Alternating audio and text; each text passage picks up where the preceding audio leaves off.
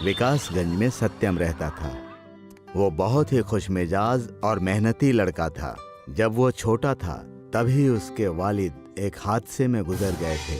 तालीम के समय तालीम और खेल कूद के समय खेल कूद कर वो हमेशा अपने क्लास में अव्वल आता था।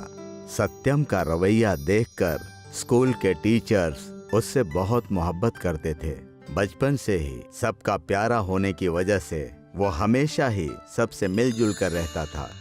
कुछ वक्त के बाद सत्यम की माँ भी एक बीमारी की वजह से गुजर गई। माँ के गुजर जाने के बाद सत्यम बिल्कुल तन्हा हो गया और अपनी नानी के घर जाकर रहने लगा। सत्यम बेटा, क्यों ऐसे मायूस बैठे हो? यहाँ हम सब तुम्हारे साथ हैं ना। तुम बेफिक्र रहो, सब ठीक हो जाएगा। सत्यम इतना मायूस था कि वो नानी की बात सुनता ही नहीं है।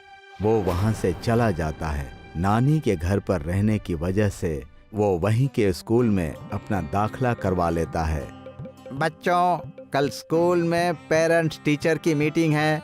तुम सब अपने अपने पेरेंट्स के साथ यहाँ आ जाना। सत्यम बेटा, तुम अपनी नानी के साथ आ जाना। सत्यम नानी के साथ क्यों? तब तो हम भी अब्बा और अम्मी के साथ आएंगे। तुम खामोश हो जाओ और जाकर मुर्गा बनो।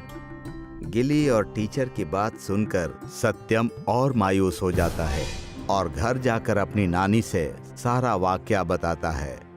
तुम घबराओ मत सत्यम बेटा, मैं तुम्हारे साथ कल स्कूल में पेरेंट्स मीटिंग में चलूंगी। नहीं, मुझे मेरी माँ के साथ ही जाना है। आपने कहा था मेरी अम्मी जल्दी आएंगी। कहाँ है वो? आप भी दूसरों की तरह झूठ बोलती हो। आ जाएंगी सत्यम बेटा। जो बच्चे अच्छे होते हैं मालिक उनकी अम्मी को बुलाकर उन्हें तोहफा देते हैं, इसलिए जल्दी ही आ जाएगी। तुम अभी सो जाओ। कल हम दोनों स्कूल चलेंगे और तुम्हारा रिजल्ट देखेंगे। उस वक्त तो नानी ने सत्यम को बहला फुसला कर सुला दिया, मगर नानी ने सोचा सत्यम हमेशा जिद करता रहेगा। सत्यम को उसके सालगिरह पर एक तोहफा दे दूंगी, कुछ बेहतर। अगले दिन जब पेरेंट्स टीचर मीटिंग में सब गए तो वहां पर गिल्ली भी अपनी माँ के साथ आया हुआ था। मुझे माफ करना सत्यम, मैंने तुम्हारा दिल दुखाया है, लेकिन मैं तुम्हारे लिए तोहफा लेकर आया हूँ। ये लो, ये छोटा सा तोहफा। ये क्या है? और ये मेरे लिए है। सत्यम तोहफा खोलकर देखता है तो उसमें एक छोटा सा पुतला रहता है। ये देखकर वो बहुत खुश हो जाता है और अपनी नानी के साथ घर आ जाता है और कहता है, नानी, मुझे आपसे भी एक तोहफा चाहिए। मुझे आपसे अम्मी का पुतला चाहिए। जब तक अम्मी नहीं आती तब तक मैं उस पुतले के साथ ही रहूंगा। तुमने मुझसे पहली दफा कुछ मांगा है, मैं जरूर इस ख्वाहिश को पूरा करूंगी। सालगिरह के दिन नानी सत्यम को विद्यावती की मोम का पुतला बनाकर उसे तोहफे में देती है। ये रहा तुम्हारा तोहफा। इसका बेहद ख्याल रखना और पढ़ाई करते रहना। पुतला देखकर सत्यम बहुत खुश हुआ और पुतले के साथ ही वक्त बिताने लगा। स्कूल से आते ही बैग रखकर वो हमेशा पुतले के साथ बैठ जाता, मानो वो पुतला असली का हो। सत्यम, चलो कुछ खा लो, वरना देर हो जाएगी। सुबह स्कूल भी तो जाना है ना। नानी, हम अम्मी को खाना नहीं खिला सकते? उन्होंने भी तो सुबह से कुछ नहीं खाया है। तुम चलो अभी। सत्यम नानी के साथ खाना खाकर आ जाता है और भगवान से मिन्नत करता है। हे मालिक, मैंने सुना है कि आप बहुत अच्छे हैं, लोगों की मदद करते हैं। प्लीज मेरी भी कर दीजिए। मैं अम्मी से बात करना चाहता हूँ। प्लीज मेरी ख्वाहिश सुन लीजिए। सत्यम की मिन्नत सुनकर पुतले पर बेहद तेज रोशनी आती है और पुतला नीचे गिर जाता है। पुतले को गिरता देखकर उसे उठाने के लिए सत्यम पुतले के नजदीक जाता है। पुतले से आवाज आती है, रुक जाओ बेटा, मैं खुद से उठ जाऊंगी। पुतले से आती आवाज को सुनकर सत्यम घबरा जाता है और बेड पर चढ़ जाता है। तब पुतला उससे कहता है, डरो नहीं, मैं तुम्हारी अम्मी ही हूँ। तुमने ही मुझे बुलाया है।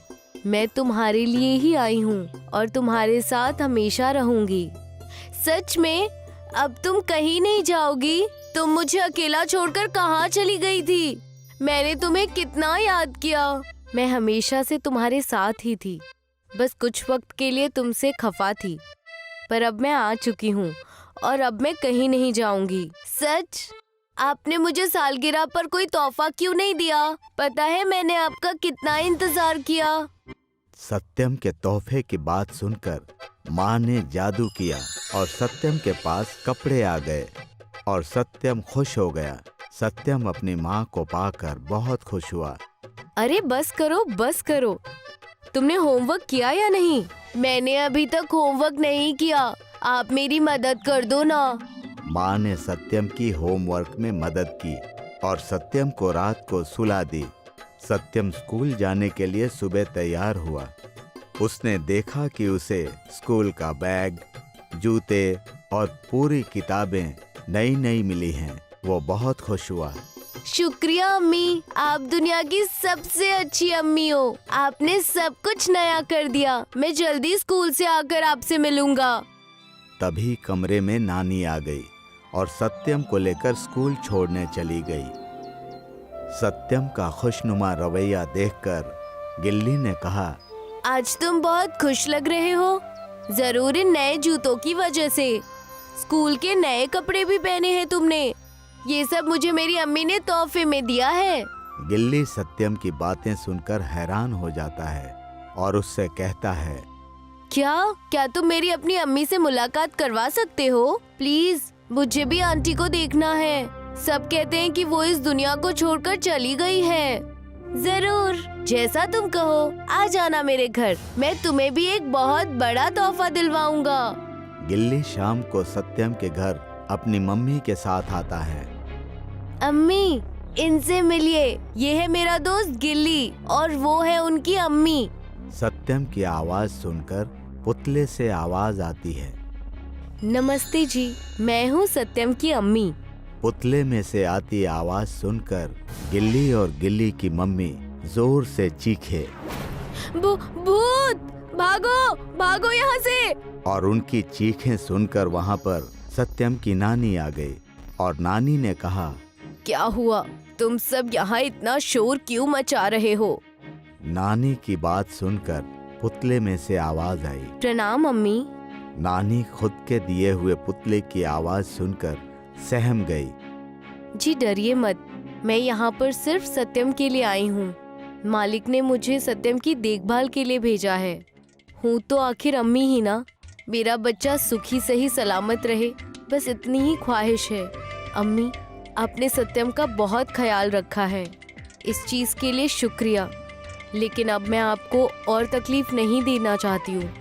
मैं सत्यम को लेकर अपने घर जा रही हूँ, जहाँ मैं सत्यम के साथ रहा करती थी। इतना कहकर पुतला यानी सत्यम की माँ सत्यम के साथ अपने पुराने घर चली गई। सत्यम और सत्यम की माँ यानी मोम का पुतला घर में खुशी खुशी रहने लगे और सत्यम की परवरिश बहुत उम्दा और बेहतरीन तरीके से होने लगी। सत्यम अपनी माँ को पाकर खुशी खुशी रहने लगा।